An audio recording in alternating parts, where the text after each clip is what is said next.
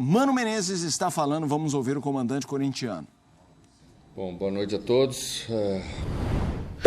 Que realmente estamos num processo de construção, eu diria, porque é praticamente um time novo na íntegra, né? Então, temos 2 remanescentes, 3, 4 no máximo.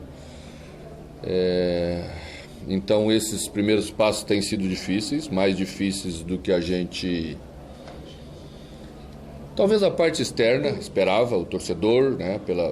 Pelos primeiros momentos assim de uma promessa, de um grande time, de algumas coisas que são a ideia da nova direção. Só que lá fora a gente não tem essa dureza dos passos que nós temos que tomar aqui, tá? Acho que é uma segunda derrota que não precisava ter acontecido, dentro da minha avaliação. Acho que o jogo que teve mais difícil para a gente jogar foi o jogo contra o Guarani na nossa casa. O Guarani criou mais dificuldades táticas para a gente. O Guarani teve controle de jogo em determinados momentos. Nossos 2 jogos seguintes não foi isso que aconteceu. Só que a gente cometeu erros semelhantes nas 2 partidas e por isso perdemos. Quando tomamos o gol já estávamos com um homem a mais, né? E já tínhamos tomado 2 contra-ataques, porque estávamos forçando o jogo de maneira errada, para tentar construir de maneira errada. Você tem que ter um pouco mais de calma, um pouco mais de maturidade. A gente teve uma dificuldade bastante grande para entrar dentro do bloco defensivo do São Bernardo. A partir do momento que você fica com um homem a menos, a gente já passou por isso ano passado, por exemplo, em Porto Alegre, com um time mais maduro. Também ficamos com um homem a mais e não deixamos o adversário entrar, porque nessa hora você tem que tentar jogar ali dentro daquele bloco defensivo. E a gente rodou muito, chegou dos lados e a nossa chegada de área ainda é uma chegada que carece de uma presença mais forte. Se a gente vê direito, uma jogada com o Romero, acho que foi a bola que a gente perdeu um gol, uma jogada bem feita, bem trabalhada, e as outras 2 jogadas foram bola de cabeceio de 2 defensores, um do Torres e outro do Ranieri, né?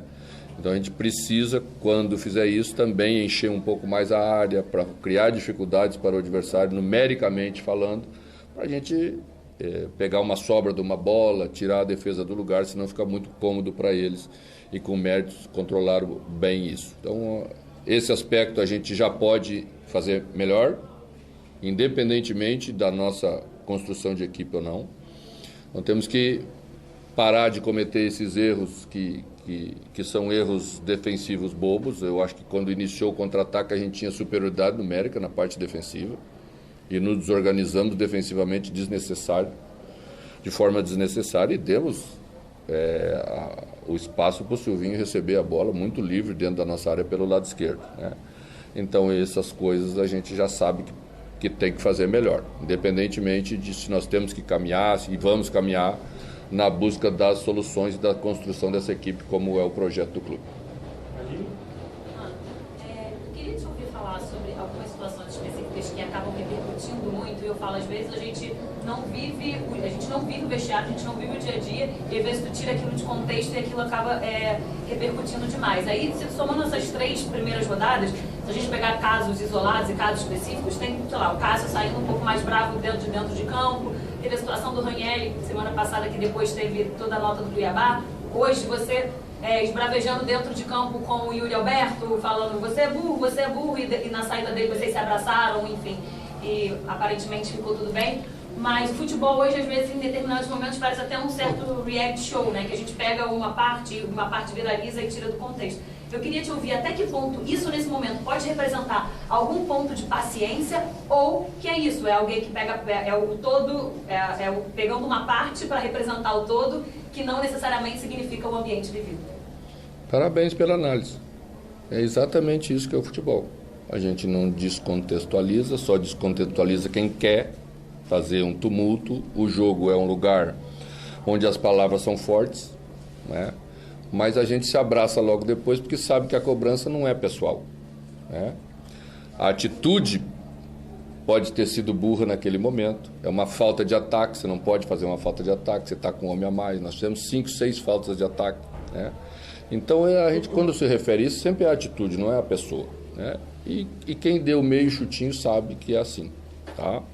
Então, vamos continuar falando para as pessoas do futebol. Se quiserem fazer reality show, bom, daí eu acho que tem que ir para outra coisa, a gente não faz, né?